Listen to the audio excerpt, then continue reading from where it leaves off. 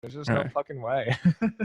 But any way you say it, I will never get offended. It's your interpretation, and uh, I like all of them. Got it, man. Well, Emil, thank you so much for joining me on my show. I'm very much looking forward to our conversation. Appreciate your time. Thank you, Tim. I'm excited to be here.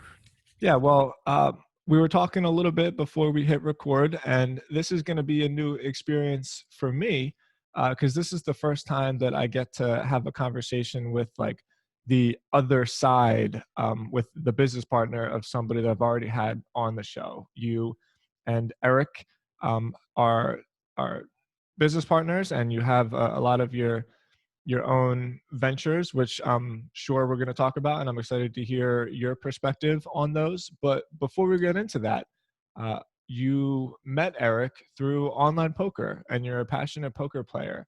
And we were joking a little bit uh, about like my love for poker, although probably not as much as yours, and about how poker players have a very cool interpretation and how the skills that you learn in poker apply to other avenues of life. So before I go on my own little rant, please just open up a bit with how you got involved in poker, what some of your success has been there, and how it's been a part of your life. I would love to. And I completely agree with you that there's so many skills that are being learned through poker that are useful for so many areas in life. And for me, it started when I was 16. I was sitting at a table with some friends, just playing for the first time for just cents. And I remember time passed. All of a sudden, it was 1 o'clock at night. And I had experienced a deep state of flow. I saw everything that was happening at the table. It felt like I was out maneuvering people. And I just got hooked to that experience of being that focused and that in the flow. And I instantly fell in love with this game, which was kind of lucky because I think often it's quite hard to find your passion, but I kind of just stumbled upon it. And I wanted to play more and more. The problem was my friends only wanted to play 1 day per week max. So I quite quickly started to look at online poker where there's action 24/7. The only thing I wanted from my mom when I was 17 was $30 to play for on an online poker site. And everything I own today is from those $30. Uh, Before quitting school when I was 18, I knew that this is really what I want to do. School didn't seem that important anymore. So the day after I graduated, I got an office in Stockholm and invited other poker players to sit there and play and collaborate. And that's how I met Eric, the founder of Great. Uh, so yeah, he came to Stockholm. He visited us. He played with us. But then he kind of quit playing poker and did a slightly more lucrative adventure when he created Catena Media and made $50 million before turning 30. I did well as well and made about $1 million before turning 25. But at that point, my focus changed and I kind of lost the passion for poker. And instead, I started to become really interested in personal development and health and even topics like spirituality and entrepreneurship. And at that point, we kind of met again. And Eric helped me a lot in understanding business, and he invited me into Great, where I work today. And I helped Eric a lot with emotional intelligence and personal development, because when we met, he was kind of on the brink of burnout. So yeah, we could help each other a lot. And Eric is now running a company that is donating 100% of the profits to the environment. Yeah. And he would, of course, have done that either way. But I do think my involvement maybe made him come to the idea that he should create this company maybe a couple of months, maybe 6 months faster. And that is really exciting for me. I really feel passionate today about the opportunity to work with entrepreneurs and make them feel better so they are more generous and more willing to do projects that will benefit a lot of people. There you go. That was a rant. So please jump in wherever. Oh, it wasn't a rant, and It's funny you say that. In the last interview I did, um, my guest, his name was Osai. He actually took a lot of time to go through the whole story because I've found that in the first question, a lot of times people get like, "Oh no, I'm talking too long," but it's like, no, like I want to hear your story. I want to hear your story. Keep going. And so let me dive into that a little bit more. I don't know this for sure, but I get the feeling that you have views on school and education simply from the comment that you made about knowing that like school wasn't for you. And I don't know if you said you graduated. I think you said the day after you graduated, you opened up an Yeah. office in Stockholm and got into it. So this is taking a left turn a little bit, but um, and this is just off of a gut feeling that I had because I have my own opinions on this. But in today's world and today's viewpoint where like you can learn anything online and including like your own career, right, your online poker career, what role did education play in your success in personal development? Like, have you continued your education onto college? Was high school just it and you knew what you wanted to do? Just talk to me a little bit about what that means to you. I'm intrigued by your gut feeling because learning is one of my passion subjects. I Mm. think a big reason why I did well in poker is because I got into it when poker just got onto the internet. And it was basically competitive learning. The one who could learn to play optimal the fastest would make the most money. And I remember when I was a kid, I loved learning and I was always so curious, trying to build stuff and always interacted. I was okay-ish in school, but that was more because I wanted to be an achiever and wanted to be obedient and wanted to please my parents, I think, than being really that excited about learning. And maybe the biggest gift poker gave me was that it allowed me to learn something that was chosen by me, by my heart, by my passion. Because in school, when you're told what you're going to learn, I felt that my passion very much kind of went away for learning. And I think that's pretty common that after school, people just kind of get a negative association to learning and they stop. And yeah, that's sad. I'm curious how you feel about learning, what your, because I guess you have a point of view here and you get me curious. Yeah, I agree with everything that you said, and I think it's important to differentiate learning from education. Uh, Yeah, like education to me feels very systematized.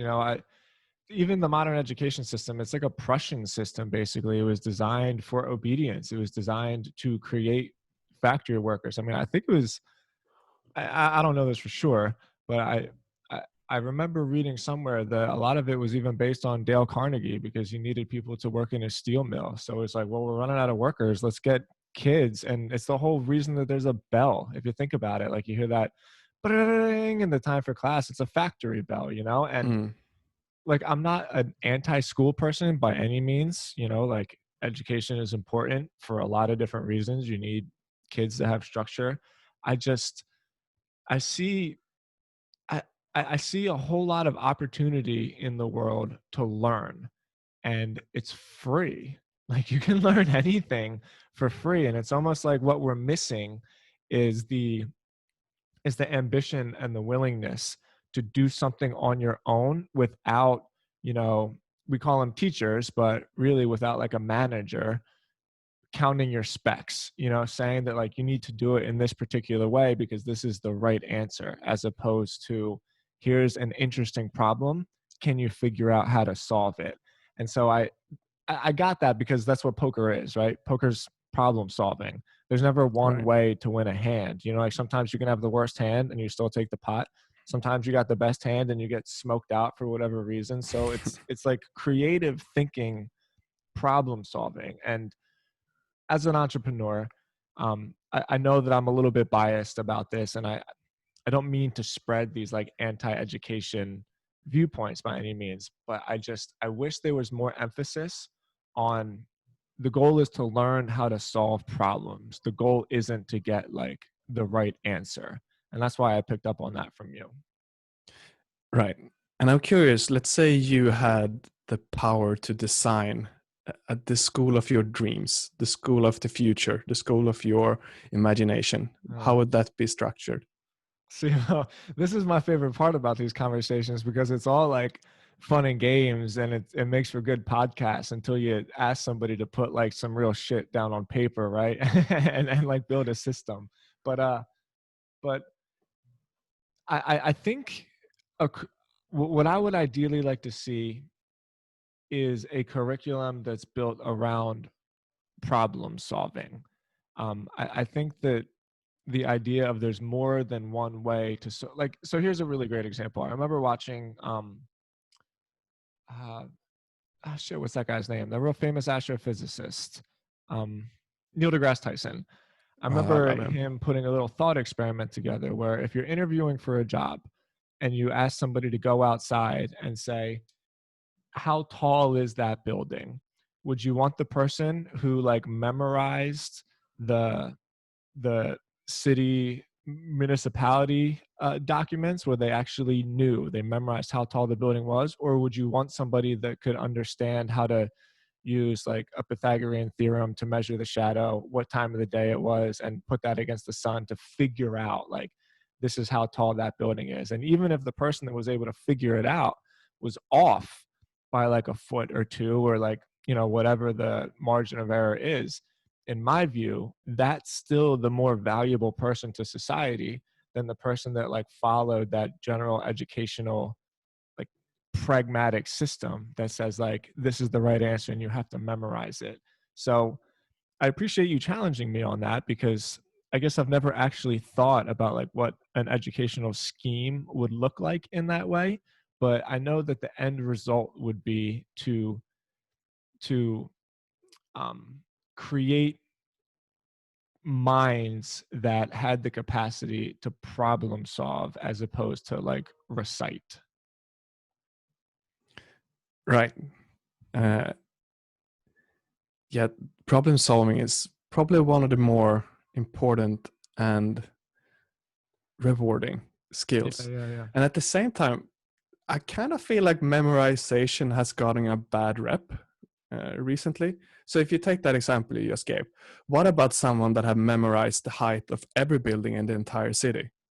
I guess that bank of knowledge would be kind of useful in determining how high this building is as well. I think having some bank of knowledge is actually, it makes us more able to use our creativity, and it helps us think. Like our wisdom is our intuition using our knowledge. So I love memorization, and I think reciting is a super good way to learn memory.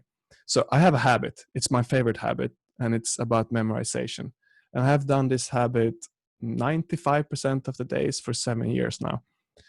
And it's an app called Anki.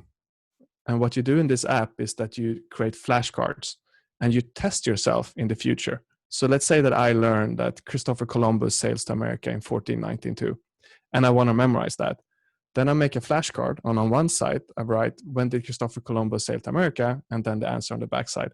And this app tests me tomorrow, then in 4 days, then in 10 days, then in 30 days if I knew the answer.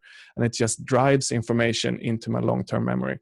And I use this app for everything. I use it for language learning. I use it for all my life experiences. I use it for when I read on my e-reader. I export important things and put it into Anki, and I write tests for myself. And I think testing ourselves is so key for learning, because before I started using Anki, I remember I read so many books. I have a lot of them here in my bookshelf. You can barely see it, but I don't remember any specifics Yeah. because I read them and then I forget them when I lose the knowledge. So I think memorization actually has an important role to play. I agree with that a lot. And yeah, when you brought up the books, I think about this all the time because I've had a habit of reading ever since I was a kid. Really, my parents, we didn't really have TV. As we got older, we did, but when I was a younger kid, especially, we didn't have TV, and my parents like needed something to do with me because I was so restless, and so they just made me read. It was like one of the only Mm. things. It was one of the only rules really, that my parents ever gave to me. They just said, like, you need to sit down and read for this amount of time. Wow. And so I'm very grateful for that because it put me into a lifelong love of reading. But I'm lucky. I just finished a book. It was called, see, even trying to remember the title, it's so funny. It was called The War That Ended Peace. It was basically about the political uh, scheme, the political layout from basically 1890 with Queen Victoria until like 1917 with the start of World War One. And it's stuff that I'm so fascinated about because I've always been like a World War One buff, and I never took the time to appreciate like what was the ramifications of the little events that you never hear about that actually led to the to like the mental and emotional state of all of these different countries that led to this like huge catastrophe, right?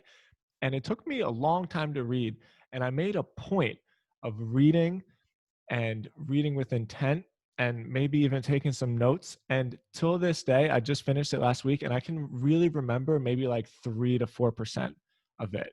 And there's Right. so much cool knowledge in there, but I just I don't have, I guess, enough space. Or maybe what you're saying is I don't actually have, I don't practice it, right? Like I don't practice absorbing information and then keeping it so that I can recite for later use. And for me personally, like I would love to do that because I read a lot. And there's so many times I think like, ah, shit, I think I read about this in that book, but I can't remember it. Exactly. And this was my not rep, future testing myself and repeating was the biggest mistake I made in poker. Would I have had Anki back then, I would be much better off today. And so the problem is what happening. You are reading something about the first war, and too much time passes until you need that information again. And then it's lost. And all the time you spend reading is kind of wasted, which is a shame. So in poker, I could study a very complex situation that would only occur once every 10,000 hands. But if I make the correct play here, I make a lot of money. But if I would have had Anki, I would have repeated it in between. So 10,000 hands later, when that situation occurs, I actually have the knowledge in my memory. And the best part about this habit is that I spend on average, I think it's 11 minutes per day I can see in the app.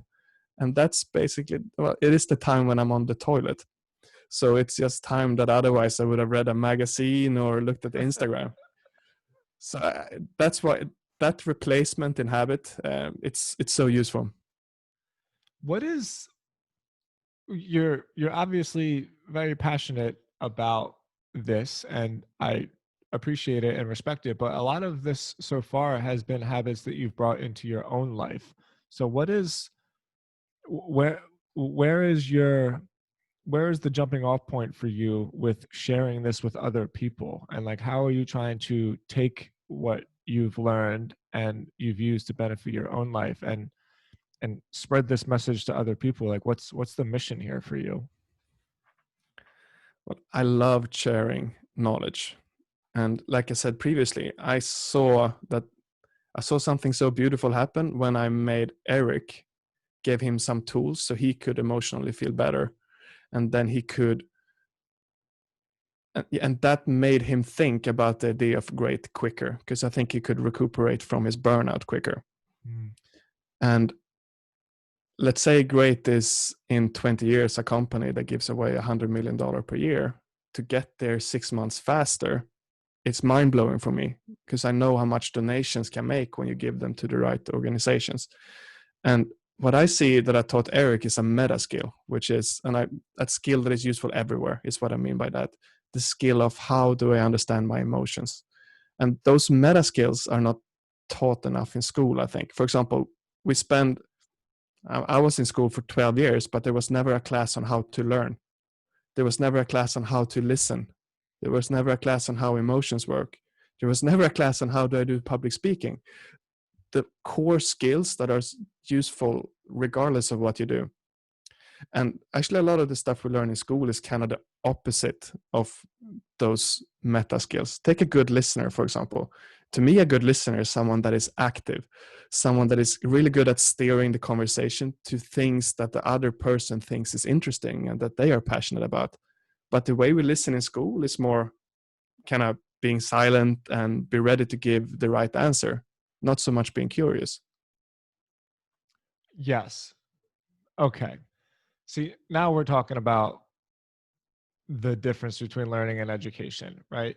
Listening should be taught as an active um, uh, action, right? Like you can purposefully listen as opposed to the other end of it, like you talked about, where it's like, no, your job is to sit there and be silent and absorb what's given to you. Where, in my view, a good listener is somebody that is interacting with something because they hear something and they think, oh, like I want more on that, right? And then can actually steer um, a conversation, a situation, whatever that particular like idiosyncratic situation may be, and can steer that to get what it is that they need out of it.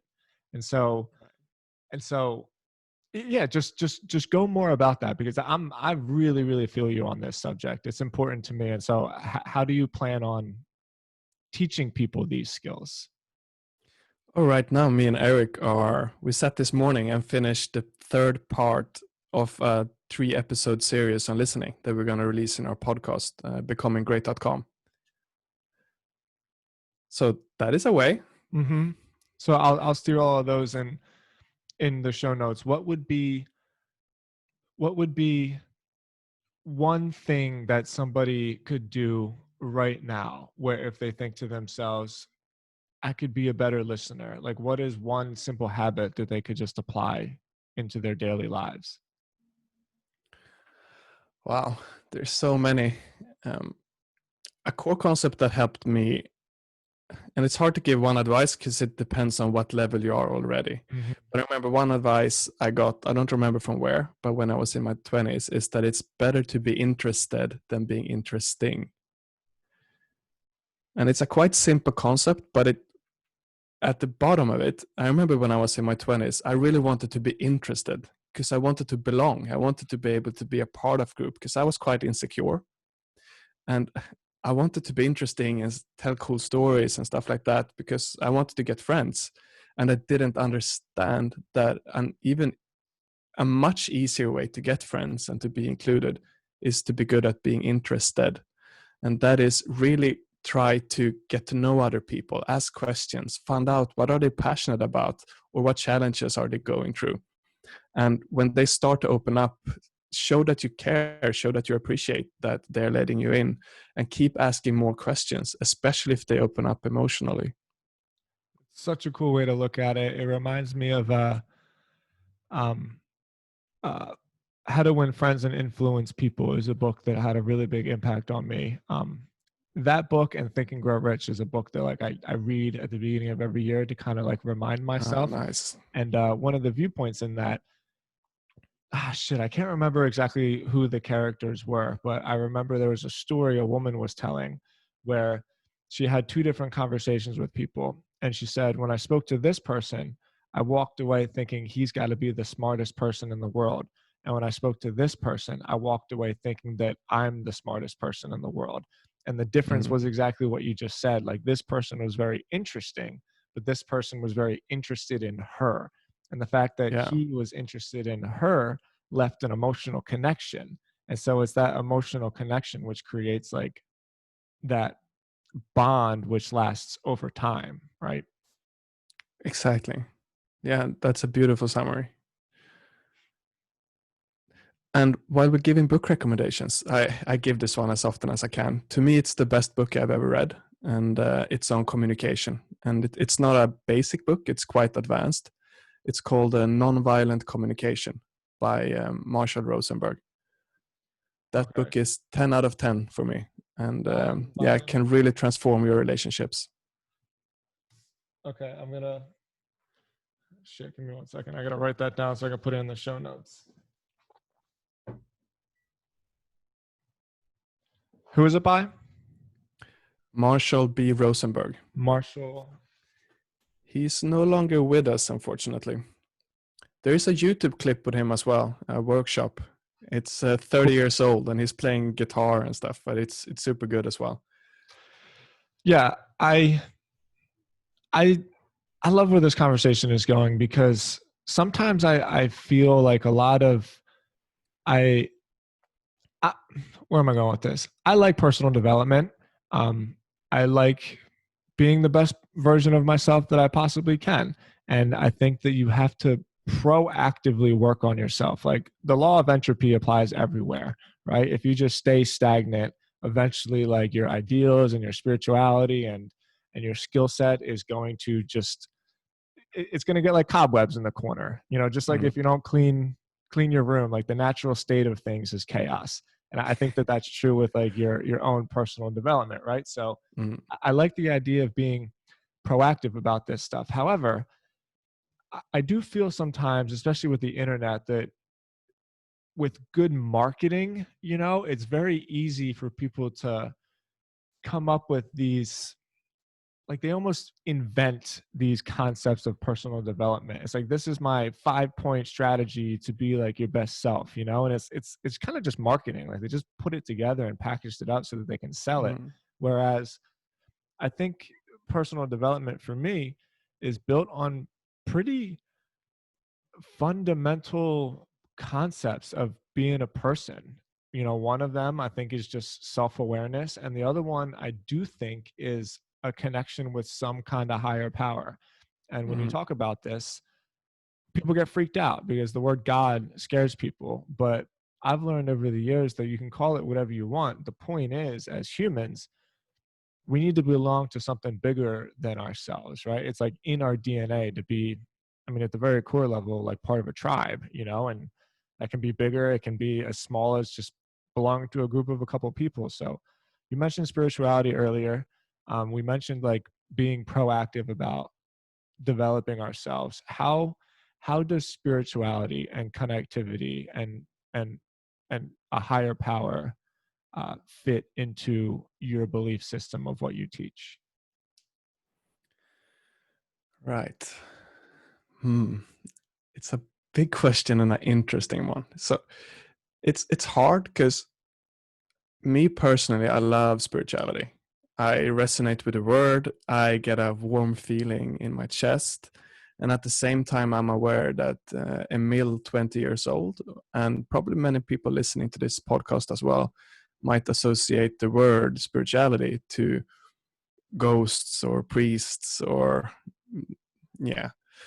So it's a tricky word, so I don't use it so much when I teach.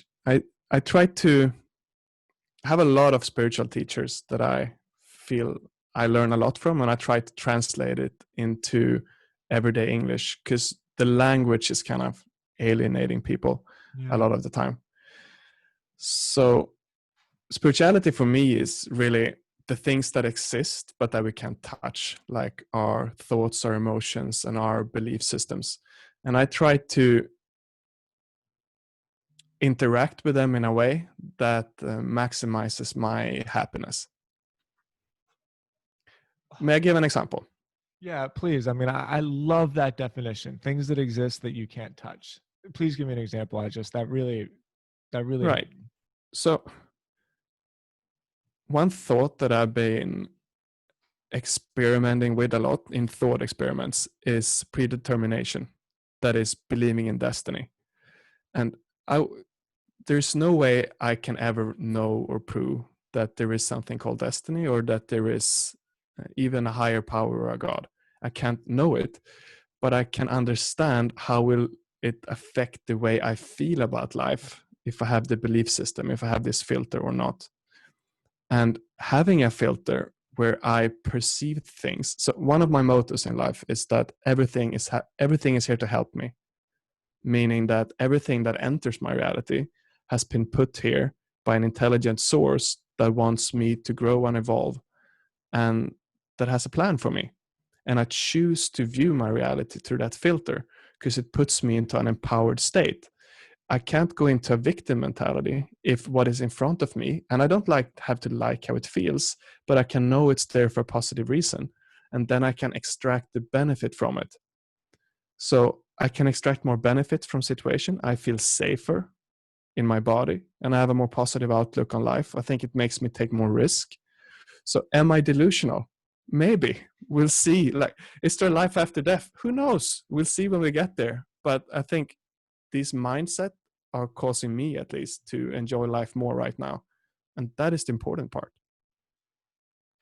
Man, I need a minute to like decompress that so I don't spiral off on some like some rambling. Uh okay. I love how you chose to use the word perception of my reality, because I think that that is something that hangs people up a lot, with the idea of, is this real?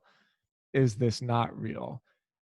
Because you said earlier, if I were to say this stuff to the 20-year-old version of me, I would have a hard time relating. And I remember so specifically this one experience I had where I used to skateboard a lot as a kid, and I was always by myself, and I'd come home from school and just skateboard like alone for years. Like I really mean that. I was a real loner.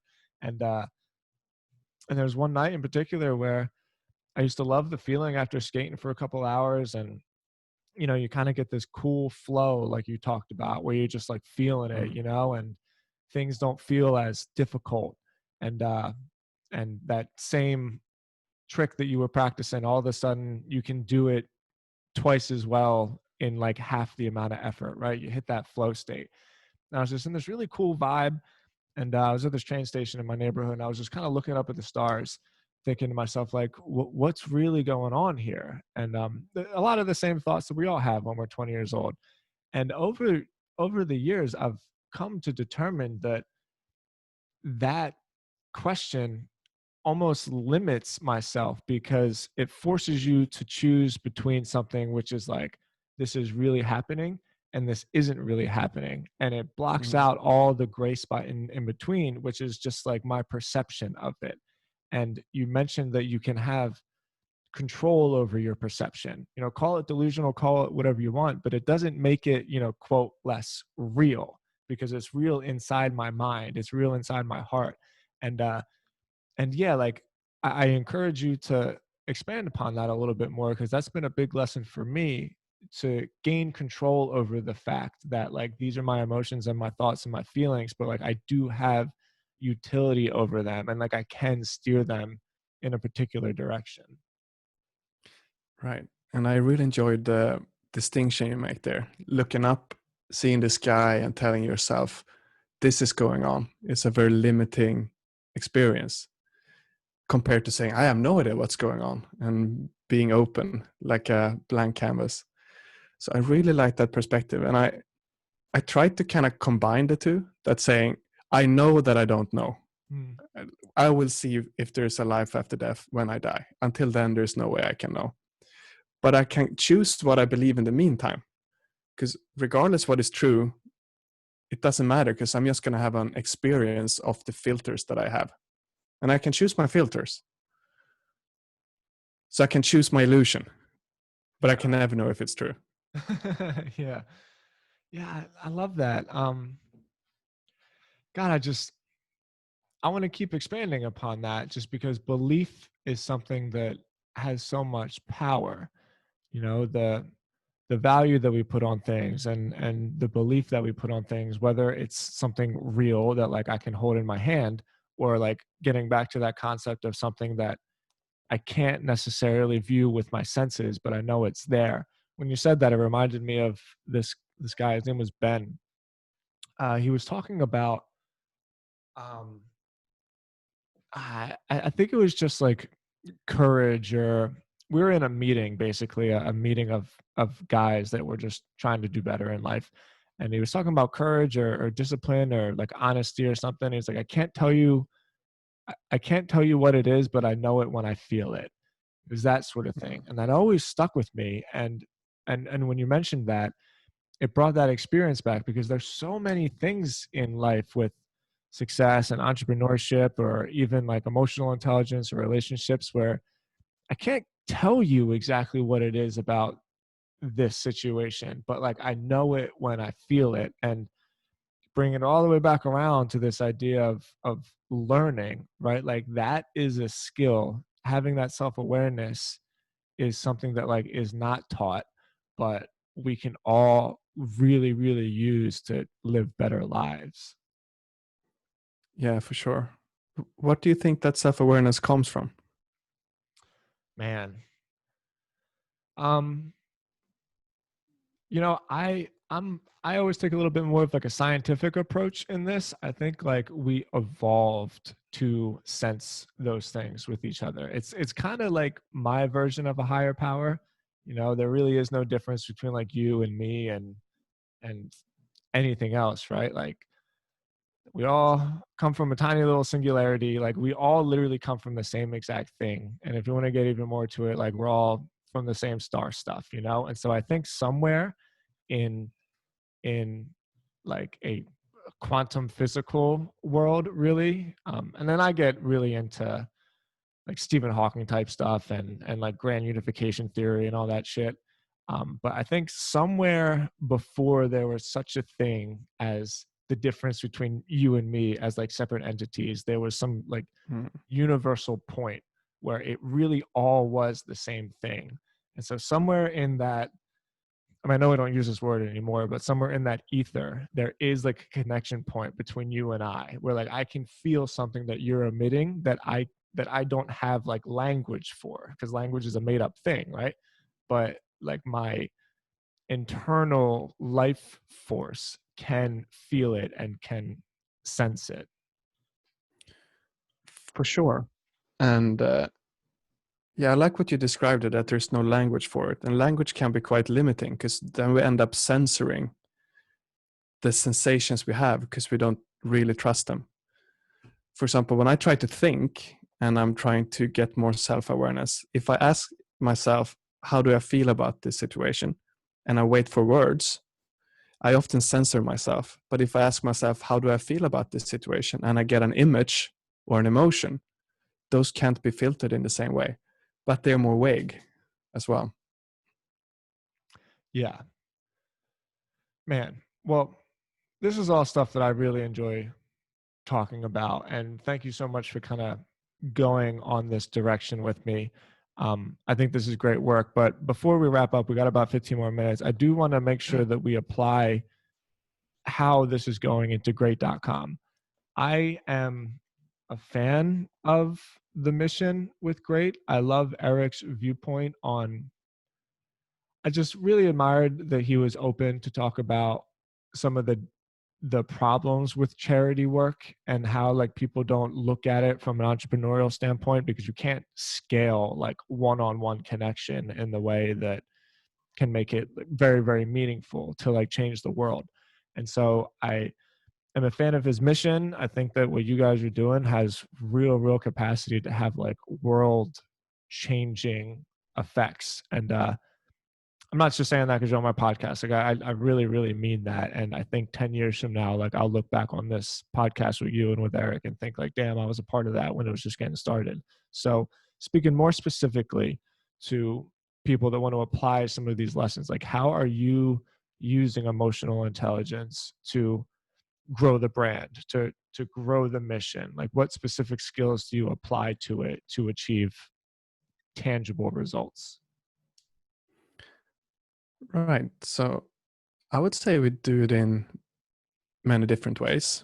We both teach it in, for example, the podcast I make together with Eric. I'm the host of the Becoming Great podcast, and me and Eric create. We want to teach emotional intelligence and well-being and a simplified version of spirituality, because I believe, and we want to help people make money and be better entrepreneurs as well. Because I think a person that is really good at business but is not feeling good is probably not going to use his business for such a good thing.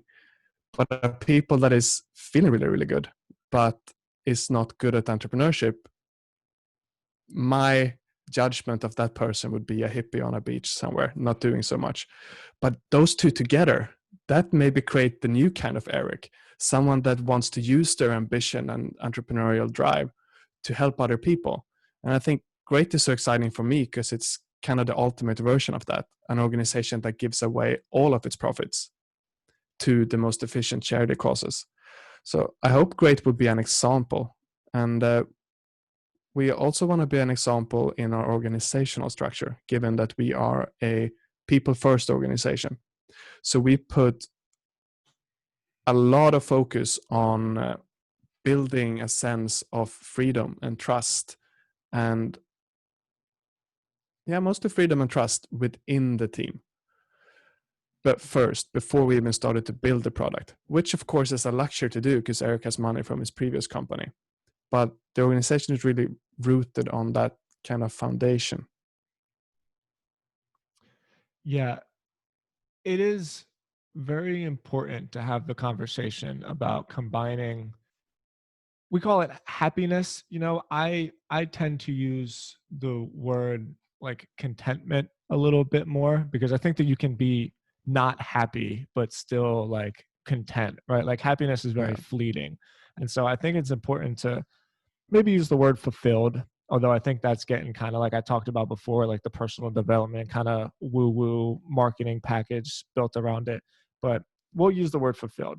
So I think it's so important these days to have conversations about combining fulfillment and contentment with actual like money making, between when the two yeah. of them are combined, and you have, money's not like some limited pot, like wealth actually generates more wealth. It's not a zero sum game, so when you Unless you have play poker. well, yeah. Or unless you're in, That's why I quit, by the way. because like you had to take somebody out to win. Yeah, Yeah, I bet for sure. I feel that way about search engine optimization a lot. It's really a winner take all game, and I love to win and stuff like that, but it's not like everybody benefits. Like anytime that you're at number one, it's not just because you did the best, it's because you knocked somebody else out, and that yeah. it can weigh on you for sure. But It's not the only reason I quit. I feel I want to clarify that, but it's one of the reasons. yeah. But so the point I'm making is, when you combine like personal fulfillment with revenue generation, I think is when you have that real capacity for good. and not just for good, for like for better quality of life, and that's what I think great.com is trying to do. For sure. And money is so cool because it's so flexible. Mm. If you wanted to go and work in the best charity in the world, that would be kind of hard. It would be very hard for you to do good there because you would have to compete with a lot of other good, really, really, really good employees at that organization. So the amount of good you do is only how much better are you than the person you would kick out from that organization, right? But you can go and make money in any industry and then send that money to that best organization. That's the power of money. And what I've been doing a lot of research on charity together with Eric over the last years. And we also have a podcast now called Great.com Talks With, where we interview different charity organizations. And we have realized that there is a huge difference between the average charity and the very, very best charities. Mm. The very best ones they might be 1,000 times more efficient than the average charity. So to take some time to research and pick the very best ones is a crucial step if you want to maximize your impact using donations. Yeah, I want to stick on this a little bit more, because Eric put it really well, where he said one of the best things about charity is also one of the worst things about charity, and that it's like work that's driven from the heart. And it Yeah, reminded me, you mentioned about me and my sobriety and recovery, and a lot of times when people get sober, they do it through like a sponsor and a sponsee, and it's a super one-on-one relationship. Whereas like, I know what you've been through as someone that struggled with addiction. So like, you can relate to me, and like you and I will work over the course of however many months together, so that like you're one person. And I'm not undervaluing one person, but I'm saying the addiction problem is like millions and millions and millions of people. So to actually try to practically solve that from like a one-on-one thing scaled 20 million times is super difficult. And so if you take that same mindset and you think, how do we step away from this and use money or use leverage or scalability to make that one person be able to do the work of 20 million one-on-one conversations, now like Yeah. you're really doing some shit that can change the culture. And so especially when it comes to charity work, but also like entrepreneurial adventures, I actually believe that entrepreneurs for the most part do things because they want to have a positive impact on the world. And so like how is that idea of scaling charity something that you guys are actually trying to apply? Right. So we are we're kind of doing the other extreme, which is we're trying to just scale a business.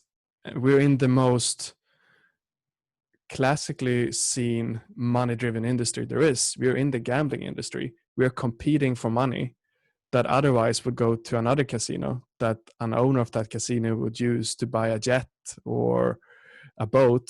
And instead, we're donating that money to, in our case, save the climate. So yeah, you can use any model of scalability. Use whatever your passion is to make as much money as you can, and then donate just a part of that to a top ranked charity organization.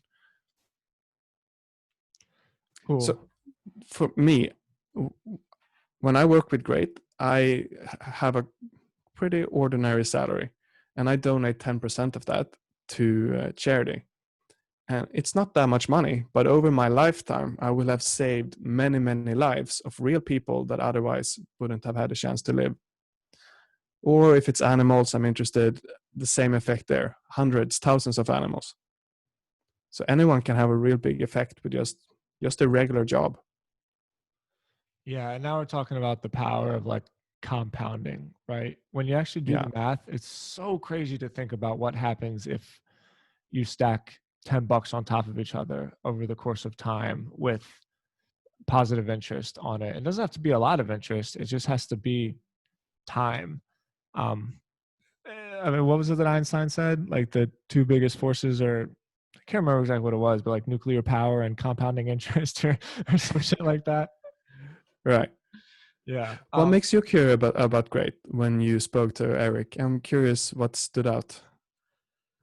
It's that idea. When I grew up in a very blue collar family, and uh, when I got sober, I met my best friend and my business partner. His name's Brian, and there's benefits of growing up in like a blue collar family for sure, but one of the problems in that is that I was never educated on like what money is. I really saw it as like a zero sum game, like you talked about.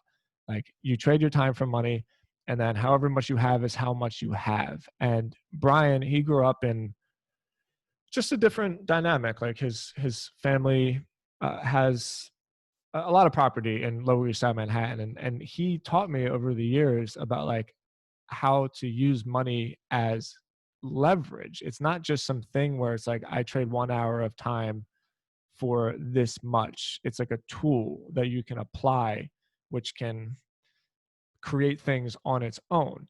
And so over the years of really just being fascinated with this and seeing that there really is enough in the world for everybody. You know, it's not like a finite resource type thing. It's about systems of scale. And when I see it that way, and with my own experience with addiction, of course, like is where I get my heart for service, because service work is what gave me that connection that we talked about before. You know, like doing something, the irony of like doing something for other people, not for myself, actually has a huge benefit for myself as well, you know? And so Yeah, and so just learning about that and how happy that made me and how much that stopped that spinning in my brain of like, what is all this for? And just the idea, I think about it so much, just the idea that like all of this suffering, all the homeless people that I drive by in Nashville all the time, all of the suffering in the world, like it is so unnecessary. Like it's not necessary. Like we really don't have to do it. We can actually solve these problems pretty quickly. It's just a change in mindset. It's just a change in understanding like how money behaves and what money actually does. And so when I talked to Eric, I was like, oh, finally, like somebody is seeing this shit the same way that I see it. And to me, like I continuously remain almost delusionally optimistic about the world because I think the power of money over time always gets what it wants, you know? And so I think like I think if you look at the world now with all the problems, it's a lot better than it was 50 years ago. And in another Oh yeah. 50 years, you know, Oh yeah. it'll continue to get better. Oh yeah. And it's the best kind of capitalism, right? You take what you need and then the rest gets donated to where it's needed the most and money just get reinvested in the system. Yeah, I just imagine if everybody had a place to live and an education, there would be, yeah, 7 billion people that are capable of working on their big problems, more people that are researching cancer, more people that can do positive contribution. It's a very selfish uh, reason for contributing, but it's also true. Like the more of us get empowered, the better it's going to be for everyone. Yeah. Um, I'm just excited by it. I can't tell you Me exactly what too. it is. You know, I'm really excited about the work that you guys are doing. I feel like charity needs that mentality put to it because like you said, there's 7 billion problems in the world and it's tough to solve it one by one. I think charity needs to become cool. One thing that really bothers me is that it's so normal for people to post a picture of their brand new car on Instagram, but it's weird to post a picture of a donation you made. Why? Why isn't charity should be cooler? They should be, instead of the Forbes richest people, it should be the Forbes most generous people. Damn, I've never thought of it that way. Okay, so let's end on this. Like how do we do that? How do we change that mentality? Like what do we have to do to make, call it charity, call it giving, call it altruism? Like how do we make that cool? I wish I had a good answer to that. Like we're kind of trying by making donations public, but I feel that cringe feeling. Like I feel a cringe feeling to go public on my Facebook saying that I donated 10% of my salary because it feels like I'm doing it to brag.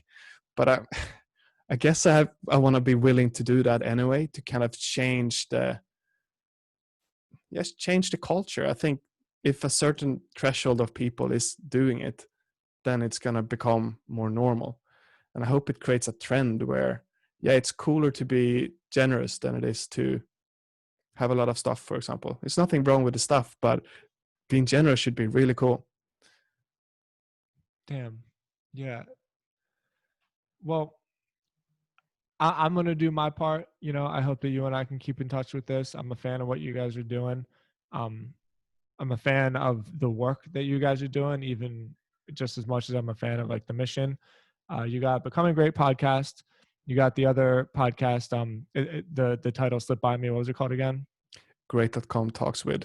And we're Yeah, going to release great.com. daily episodes interviewing charity organizations. Amazing. Okay, I'm gonna link all of that in the show notes of the post.